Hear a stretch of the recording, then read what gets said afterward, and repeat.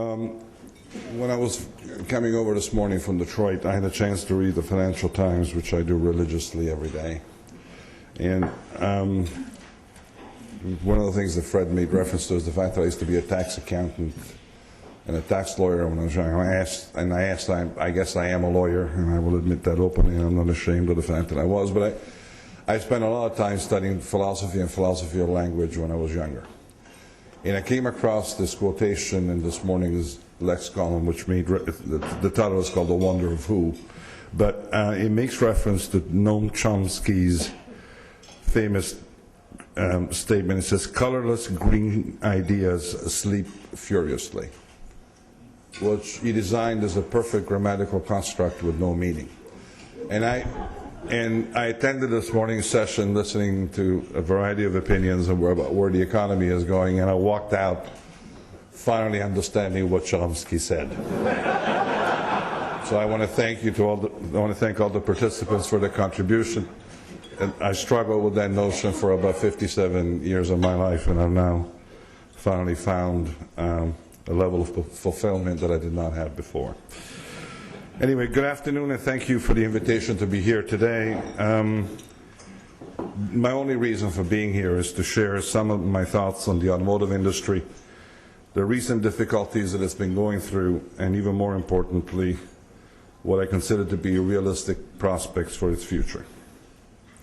And I really like to focus on two issues. The first is the historical structural problems that have been amplified by the recent crisis, in which have forced automakers and governments to react somewhat unevenly to shore up the problems.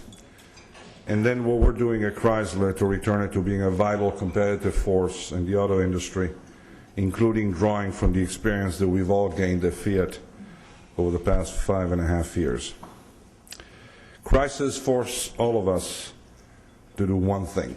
They do force us to change our point of view and to discard our traditional way of thinking. They force us to broaden our perspective and to take a global view of the situation. And in so doing, they make our weaknesses even more evident, and they provide some clarity for what can or should be done to rebuild the future. Nowhere today is this paradigm more applicable than in the auto industry. One of the problems which the sector has been suffering from for years is structural, fundamental economic inefficiency. Some years ago, the Lex column in the Financial Times expressed the view of the automobile industry, which in typical dry English style says it just like it is. Choosing between car makers is often like trying to pick the least flea-ridden dog. And the history of our sector has in fact been anything but brilliant. Not only has it generated unacceptable returns, it has actually destroyed value and consistently destroyed value. With the exception of our competitors in the Far East, the severe underperformance has been characteristic of the whole industry. And these graphs will tell you the story. Over the last 30 years, automakers worldwide, with the exception of the Japanese, have underperformed the market, and Americans have actually destroyed value. And changing the time frame for measurement doesn't help much. The statement holds true for the last 20 years, for the last 10 years, and for the last 5 years, with the Europeans and the Japanese also joining in the value destruction game about 10 years ago. Somewhat of a sympathy vote is actually due to our Asian friends who were doing well until the markets began a general meltdown in 2007, and they got caught up in a general downgrading of values which persists even today. I could show you many more graphs that look just like this that depict the auto industry over different periods of time, but it would all point in the same direction. Some to a greater degree and some less, but we're all talking about an industry which has by its very nature destroyed value, and even on its best behavior doesn't create any.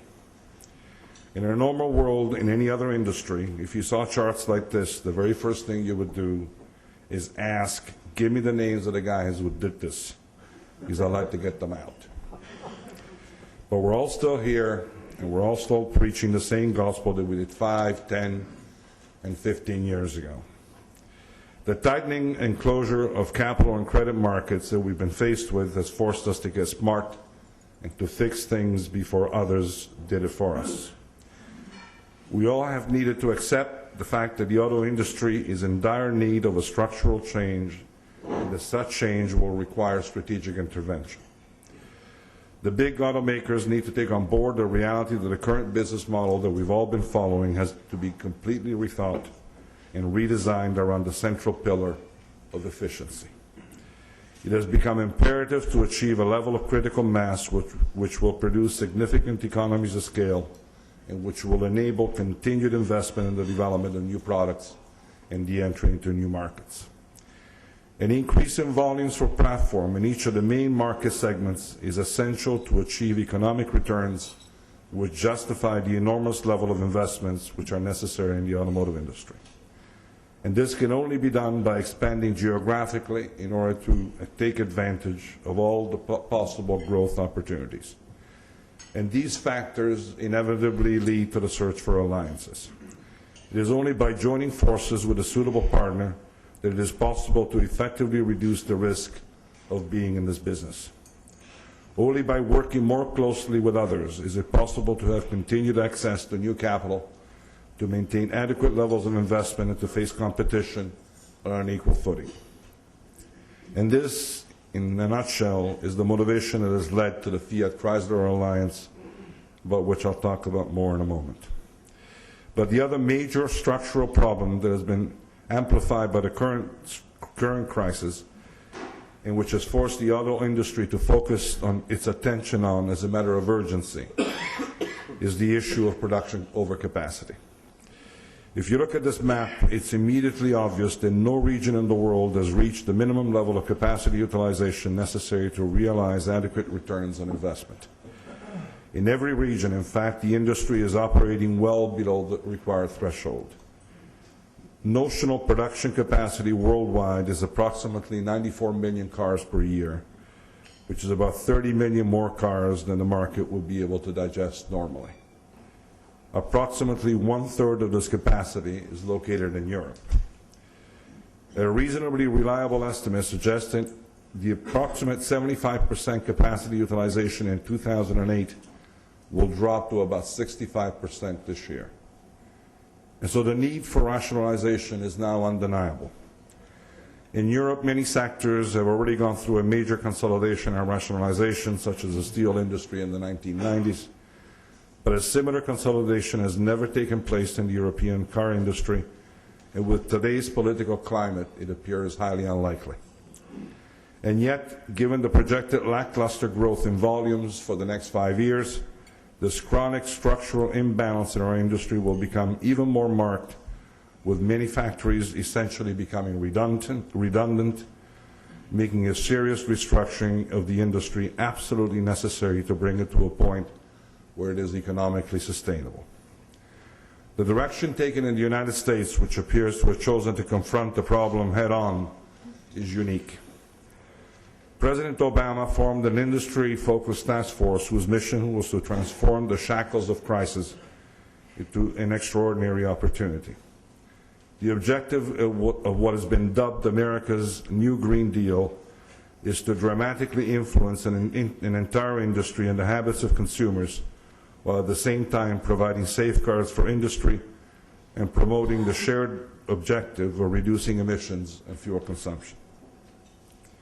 We have witnessed a courageous structural shift in the U.S., with the government, companies, trade unions, and financial institutions working side by side to do more than merely save the auto industry. Real and significant measures were taken to rationalize production. It is a true rethinking of the model from an ecological standpoint, and it is an attempt to create a solid foundation on which the sector can be rebuilt. Through Chrysler, we have the privilege of being involved in the process of reestablishing the U.S. auto industry. We can bear witness to the extraordinary determination of the U.S. government and the profound sense of responsibility demonstrated by all stakeholders. Everyone is doing their part so that a better, stronger basis for the future can be built. In Europe, unfortunately, the central problem of overcapacity has not been tackled. Many governments, each in their own way, have given support to the sector through eco-incentives in order to stimulate demand, directing it towards more eco-friendly alternatives, as well as direct financial support to domestic producers. And more specifically, the various forms of government aid have included new credit lines, loan guarantees, research subsidies, contributions toward the development of engines which are eco-friendly, indoor use alternative fuels, aid for capital investment, refinancing for consumer financing division, and the like. The most significant intervention to date has been in France, where Peugeot, Citroën, and Renault were the recipients of government aid packages which totaled nearly 8.5 billion euros. And many other national governments have also intervened. These unilateral interventions are by their very nature dangerous because they put a few players in a position of advantage while the remainder, such as Fiat, are forced to compete with their hands tied behind their backs. All of this is being done in a common market which has been the cornerstone of the European Union since the signing of the Treaty of Rome. It is also my fear that the lack of a common vision in Europe could also act as a dangerous brake precisely at a time when we need to move as rapidly as possible. The objective for both America and Europe would appear to be exactly the same: to revitalize those industries which are crucial to the economy, but there is now effectively a real possibility that the results will be drastically different. The American plan focuses on overcoming problems that have afflicted the automotive industry for years and building a new, more sustainable future from both an economic and an environmental standpoint. European plans, by contrast, are not addressing the underlying root causes precisely because they lack a common vision. Individual member states are looking inside their borders and they're acting unilaterally out of self-interest rather than the interest of the European community as a whole. They're looking at the trees, but they're not seeing the forest. And the recent economic crisis has left us with a sense that the world has irrevocably changed and that nothing will be as before. Even now, with the precarious economic landscape we have seen before us, I'm convinced that it is essential to look beyond the typical responses to crisis. Great crises do have the ability to create new conditions of equilibrium.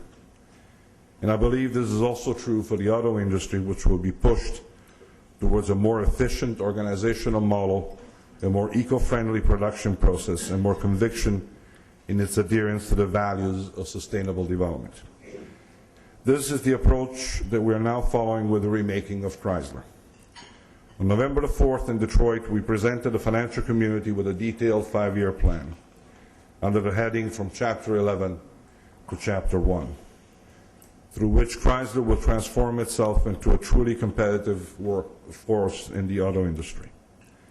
The plan includes the launch of 21 models, the sharing of product platforms with Fiat, billions of dollars in cost savings, and a significant increase in sales volume.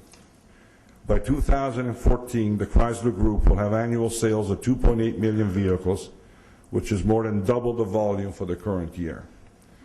Annual revenues will hit about $68 billion, and operating income will reach about $5 billion by 2014, and the company will have halved its current debt, and it will have fully repaid all American taxpayers.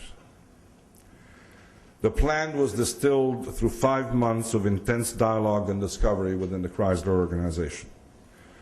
No stone was left unturned in what at times were gut-wrenching evaluations of exactly where we were positioned in the food chain of the automotive world.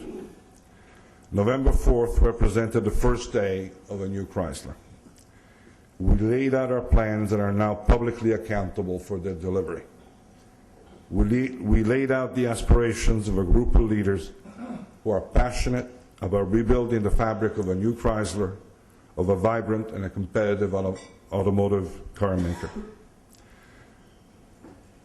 The following morning, I was up early reading the European press and some of the news wires that I come across during the previous day's presentation. The majority of the coverage was positive, but there will always be naysayers out there. I actually don't mind them. I also don't mind being an underdog and to be given a chance to prove them wrong. But I also understand the naysayers, because I've been here before. When I arrived to take the helm of Fiat in June 2004, there was almost a unanimous majority who did not believe that we had much of a chance. And this included bankers, some of these people are in the room today, trade unionists, journalists, some of which are here today, financial analysts, economists, and more importantly, our customers were all on Fiat's case. The general theory was that in the space of a few months, Fiat would disappear from the automotive landscape altogether. It was as if there was a competition as to who could write the best chronicle of a death foretold. And here are some of the reports that were put out by analysts at the time. Disappointed by consistently declining revenues and never-ending losses, especially from the car side, they could see nothing other than the inevitable demise of Fiat. As the Wall Street Journal wrote at the time, Fiat is like Italy's soccer team. Everybody in the country seems to have a view about how it can improve its performance. And these are just a few of the front pages that appeared in the international press bidding us farewell. The Observer, the FT's most irreverent column, ironically commented on the melody that people calling Fiat heard when they were put on hold. And they suggested that we change What a Wonderful Life with a song by Tracy Chapman, Fast Car, where she says, starting from zero, got nothing to lose. Unfortunately, predictions, and for the most part, do not end up making history. And in fact, Fiat closed 2008 with the highest trading profit in its 109 years of history. And it has weathered incredibly tough trading conditions throughout 2009 in more than a respectable fashion. I'm not here to brag, because it's not our style. But in that process, in the last 5.5 years, Fiat has been able to reacquire trust and confidence from its customers and from the markets. It is now credible. On November the 4th, nearly 5 months after emerging from bankruptcy, we asked the financial community and the press to extend the same credibility to the Chrysler organization and to its leadership team. That day represented the beginning of a genuine transformation. We are not planning miracles at Chrysler. We're simply committing to the execution of a few strong and precise choices that will trigger rapid change. What I've learned from my experience as a chief executive for over 15 years, just as Lou Gerstner did some 20 years ago at IBM, is that culture is not just part of the game, it is the game. Organization, when all is said and done, are but a collection of the will and of the aspirations of its people. Every success story is based on the ability of men and women to drive cultural change in a certain order of things. And in fact, all of Fiat's results, the margin improvements, the market share gains, each line in its financial statements reflect, in reality, the change in mentality that has been introduced.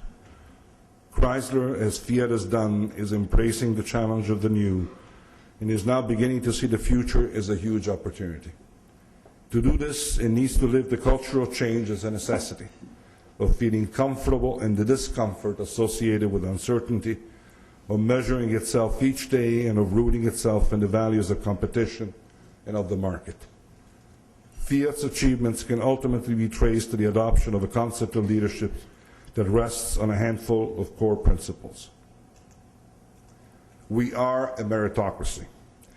And the right to lead is a privilege that is granted only to those who have demonstrable capabilities to lead change and to lead people. We embrace and we relish competition because we understand now, finally, that issue is at the heart of our survival. And as we compete, we aim to achieve best-in-class performance with respect to our competitors. Finally, and most importantly, we deliver what we promise. We publicly acknowledge that we're accountable. And these are now Chrysler's principles, and they're being guided and will guide every leadership choice, starting with the selection of the leadership team that presented a plan on November the 4th. We are creating an inextricable industrial and commercial linkage between Fiat and Chrysler. This is absolutely necessary to guarantee the ultimate success of both organizations in an industry which, as we saw earlier, has for at least 10 years been unable to generate adequate returns. The co-development of these two organizations, regardless of the industrial logic that supports it, is going to be executed across a cultural divide. And this is an issue that cannot be ignored, and especially for Chrysler, which has lived through a sort of international affiliation for the last decade. I'm not here to judge the past. What is important is the future and the way in which both organizations handle this challenge. In so doing, we will be guided by a notion that was expressed by President Clinton at the Labour Party conference in Blackpool, England in 2002, when he said that all the hopes that I have for my daughter's generation, for the grandchildren I hope to have, for all those younger than me and unlike me who still have most of their lives ahead, rest upon the ability to get the world to embrace a simple set of ideas that we must move from interdependence to integration, because our common humanity matters much more than our interesting differences and makes the expression of those differences possible. It is this philosophy that has driven Fiat's internationalization efforts over the last 4 years, because from the very beginning we committed to executing this daunting task with the mutual respect and openness towards our partners. Fiat's alliance with Chrysler needs to be viewed and it needs to be understood in these terms. The common humanity that binds these two organizations is the irrefutable industrial logic that supports the alliance and the sharing of values that define leadership and the organizational culture within which we function. But their ultimate expression is through the brands that Chrysler holds. They have and they will always be American brands. Nothing will ever change that.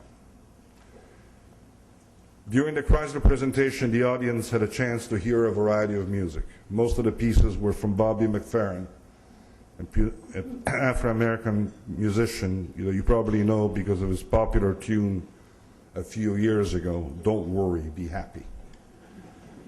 Some of the pieces came from a CD that is titled Paper Music. It's a collection of classical music in which he uses his voice as an instrument while at the same time leading the St. Paul Chamber Orchestra. And buried inside the cover of the CD is an editor's note on the title of the CD.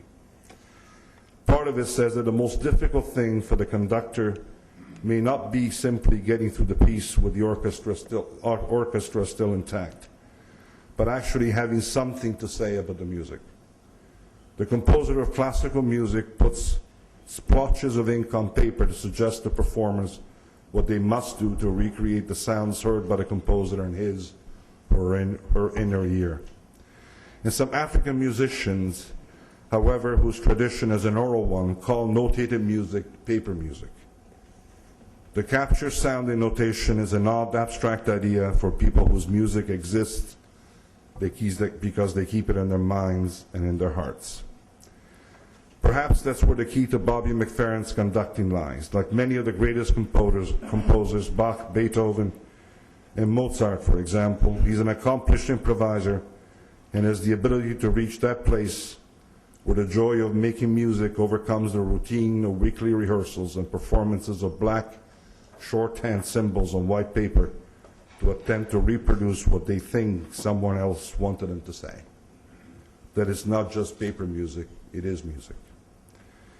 The presentation that were given that day on November the 4th were light years further from where Chrysler's leadership team had been a mere 5 months ago. The organization's ambitions reflect the views of the people leading it. Each of them is evolving quickly, feeling more comfortable with dropping sheet music and accepting the uncertainties and the excitement associated with competition naturally, because it is the only way in which you derive strength and you build a great business. The crisis in the automotive sector has put the values fundamental to any organization to the test: accountability, honesty, and reliability. It has underscored their importance and the need to protect them. It is these values that make a company, a system, a nation unique and exceptional. And the real challenge in front of us at Chrysler is to nurture those values and to ensure that they guide all our choices. Some 500 years ago, Machiavelli put it this way: a return to first principles in a republic is sometimes caused by the simple virtues of one man. His good example is such an influence that the good men strive to imitate him, and the wicked are ashamed to lead a life which is so contrary to his example. When all is said and done, the Chrysler Plan is exactly that. It's a commitment to build an enterprise of men and women of virtue. Thank you very much.